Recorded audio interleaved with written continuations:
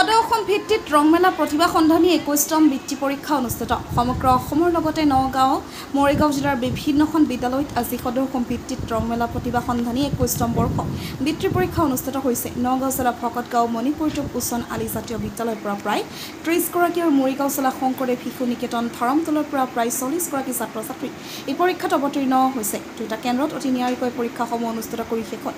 পৰীক্ষাত অৱতীৰ্ণ হোৱা সকলো ছাত্ৰ ছাত্ৰীক প্ৰমাণ পত্ৰ বিতৰণ কৰি পৰীক্ষাৰ্থী সকলমে সামৰণি কৰে সদৌ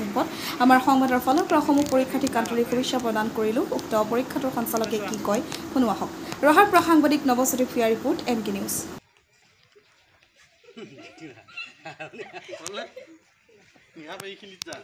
তুমি নাপালা নেকি এইখিনি দেখা নহ'লে এইখিনি এইখিনি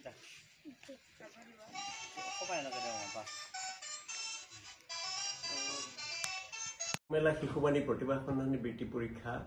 আজি সুকলমে অসমৰ বিভিন্ন কেন্দ্ৰত অনুষ্ঠিত হৈ যায় এই ক্ষেত্ৰত যিসকল ছাত্ৰ ছাত্ৰী অভিভাৱক আৰু শিক্ষকে আমাক সহায় সহযোগ কৰি অনুষ্ঠানটি সুকলমে সমাপ্ত হোৱাত সহায় কৰিলে সকলোকে আমি কৃতজ্ঞতা জ্ঞাপন কৰিছো পৰীক্ষাৰ্থীসকললৈ আমি আন্তৰিক শুভকামনা জ্ঞাপন কৰিছো আৰু তেওঁলোকৰ ফলাফল যাতে ভবাৰ দৰে হয় তাৰ বাবেও আমি কামনা কৰিছো এইখিনিতে আমি উল্লেখ কৰিব লাগিব যে ৰংমেলা শিশুবাণী বৃত্তি পৰীক্ষা আজি 21 বছৰত ভৰি দিলে সম্পূৰ্ণ সাধাৰণ জ্ঞান ভিত্তিত আয়োজন কৰা ইংৰাজী আৰু অসমীয়া মাধ্যমৰ প্ৰথমৰ পৰা দশম শ্ৰেণীৰ ছাত্ৰ ছাত্ৰীৰ মাজত অনুষ্ঠিত এই পৰীক্ষাটি আজি অসমৰ প্ৰায় 34টা কেন্দ্ৰত অনুষ্ঠিত হৈছে উল্লেখ্য যে এই বছৰ আমি যোৱা বছৰৰ দৰে সহাৰি ছাত্ৰ ছাত্ৰীসকলৰ পৰা বা অভিভাৱকসকলৰ পৰা বা শিক্ষকসকলৰ পৰা নাপালো আমি কাৰণ অনুভৱ কৰিছো যে গৰম বন্ধ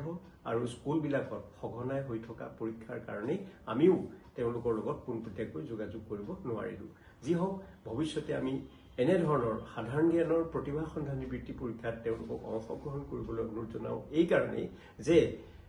এই পৰীক্ষাত অৱতীৰ্ণ হলে ছাত্ৰ ছাত্ৰীসকলে সাধাৰণ জ্ঞানৰ বাবে এটা